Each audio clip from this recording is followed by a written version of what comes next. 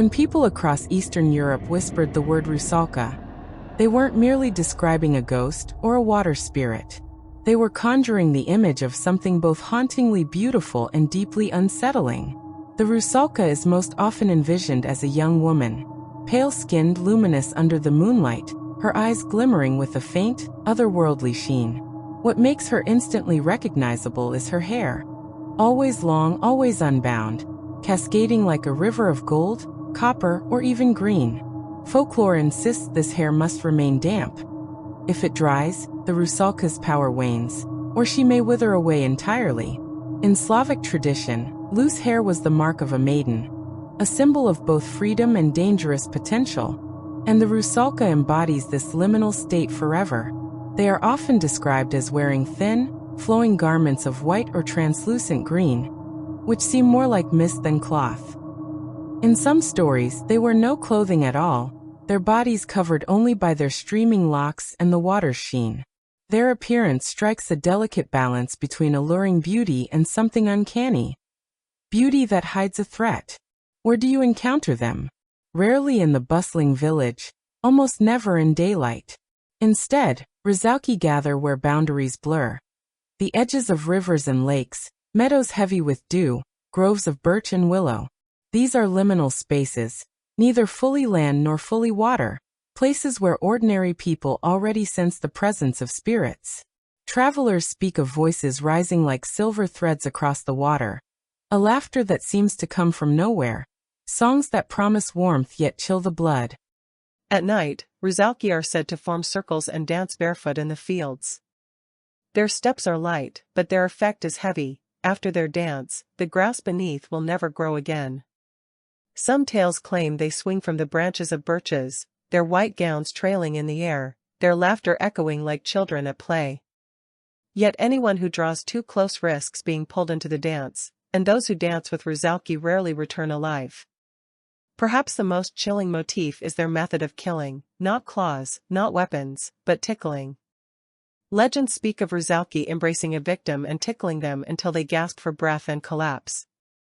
It is a terrifying inversion of intimacy, laughter turned into death, joy transformed into suffocation. In other stories, they simply lure a wanderer to the riverbank with their beauty and drag them beneath the surface, entangling them in reeds. But there is a paradox at the heart of their appearance. While Rusalki bring danger to humans, they are also credited with ensuring the fertility of the land. Their presence in meadows and fields during the early summer was believed to encourage rye to grow tall and strong. They are both destroyers and nurturers, daughters of water and harvest, whose very appearance embodies the contradictions of nature itself. So when a villager whispered of seeing a pale figure near the river, with hair glinting in the moonlight and a smile that promised both love and loss, they were not only warning of a monster, they were describing a spirit that carried the weight of life, death, and the fragile line in between. The very word Rusalka carries a history that stretches far deeper than the rivers she haunts. It does not begin as the name of a spirit at all, but as the name of a season, a sacred span of days that balanced joy and fear, life and death. Its roots lie in the Latin word Rosalia, the festival of roses celebrated in the Roman world. With the spread of Christianity and the blending of older pagan customs, this became known among the Slavs as Rusalia, a springtime feast tied to Pentecost. Over time, the word shifted again. It no longer meant just the holiday, but came to describe the beings who were believed to appear during it, the Rusalki. This transformation was no accident. In the traditional Slavic calendar, time itself was alive. Certain weeks belonged to the ancestors, others to saints, and still others to restless spirits who emerged when the veil between worlds thinned. The week of Pentecost, also called Green Week or Trinity Week, was one of those liminal thresholds. People decorated their homes and churches with birch branches, wildflowers, and garlands of green. It was a time to honor the dead, but also to bless the growing fields. And it was in this precise week that villagers believed the Rusalki were most active.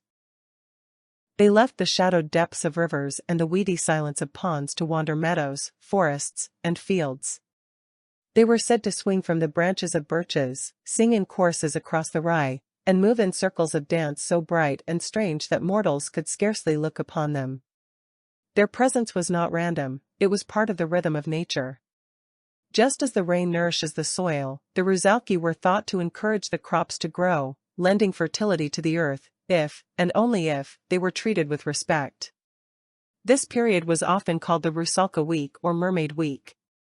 It marked a time of caution. Villagers avoided swimming or wandering near rivers at night, for fear of being lured away. Yet it was also a time of celebration, filled with singing, feasting, and ritual. At the end of the week, a ceremonial farewell would be performed, a symbolic banishment, sending the Rusalki back to the waters or even into the heavens with the season's first thunderstorm. The shifting of the word, from Rosalia to Rusalia to Rusalka, captures the very essence of Slavic folklore, the merging of ancient ritual, seasonal rhythm, and human fear of the unknown. The name itself is a reminder that these spirits are not isolated phantoms. They are born of time, of festival, and of humanity's attempt to live in harmony with the cycles of nature. So when a peasant spoke of the Rusalki, they were not only telling ghost stories, they were speaking of the calendar itself, of the dangerous week when the world trembled between growth and decay, blessing and curse. To understand the Rusalka, it isn't enough to look at her as a figure of fear. She was woven into the seasonal life of the village. People didn't just whisper about her in hushed tones, they built entire rituals around her presence, rituals that lasted for generations. The most important time of year was the early summer festival known as Green Week or Trinity Week. Fields shimmered with young rye, birches bent heavy with green leaves, and communities gathered in a cycle of rites that blurred the lines between religion, agriculture, and folklore.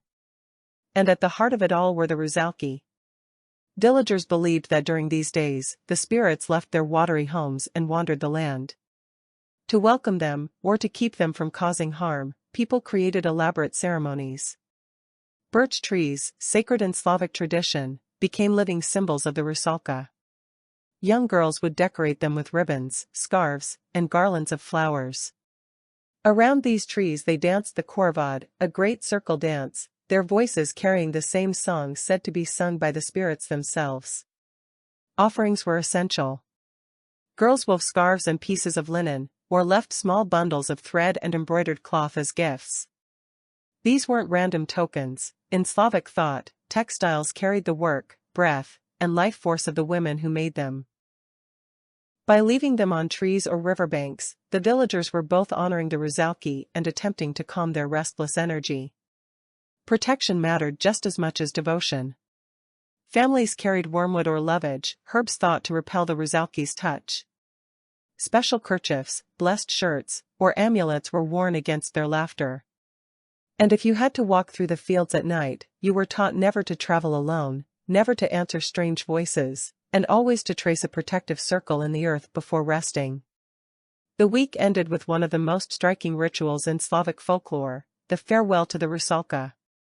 Villagers crafted an effigy, sometimes a doll of straw, sometimes a living girl dressed as the spirit. This figure was paraded through the village, mocked, sung to, even wept over, as if it were both guest and intruder. Finally, the effigy was destroyed, torn apart, burned, buried, or cast into a river. In some places, a mock funeral was held, complete with wailing, as though the community was at last giving the restless dead the burial they had been denied. Through this cycle of welcome and dismissal, people found a way to live with the Rusalka. They acknowledged her power, feared her touch, but also recognized her role in keeping the world in balance. Green Week was not only a festival of crops and ancestors, it was a negotiation with the unseen, an agreement struck each summer between humans and the spirits that lingered at the edges of life. For the villagers, these rituals weren't superstition alone. They were a matter of survival, a way to ensure fertility, to honor the unquiet dead, and to make sure the laughter in the meadows never turned into mourning at home. Imagine walking home from the fields at dusk. The river is quiet, but the reeds shift as if stirred by laughter. A voice calls your name, familiar, sweet, irresistible. Every instinct says to answer, but folklore warns, if you reply, you may never return. This is how encounters with Rusalki begin, and why generations of villagers carried protections for such moments. The simplest defense was avoidance. During Green Week, People were told not to swim, not to wander alone near rivers, and not to enter the meadows after dark. This wasn't mere caution, it was survival. Those who ignored the warning might be lured into a dance circle until they collapsed from exhaustion, or dragged beneath the water to rest forever among the weeds. But there were tools for those who had no choice but to walk in dangerous places. The most famous charm was wormwood. Villagers carried sprigs of it tucked into belts, sewn into clothing, or clasped tightly in hand. Its bitter smell was thought to repel Rusalka, much like iron repelled demons in other European traditions. Lovage, a pungent herb, served a similar role. Both symbolized strength and vitality. The very qualities a Rusalka could drain from the living. Protective clothing played its part as well. A girl might wear a blessed kerchief or a shirt embroidered with sacred patterns.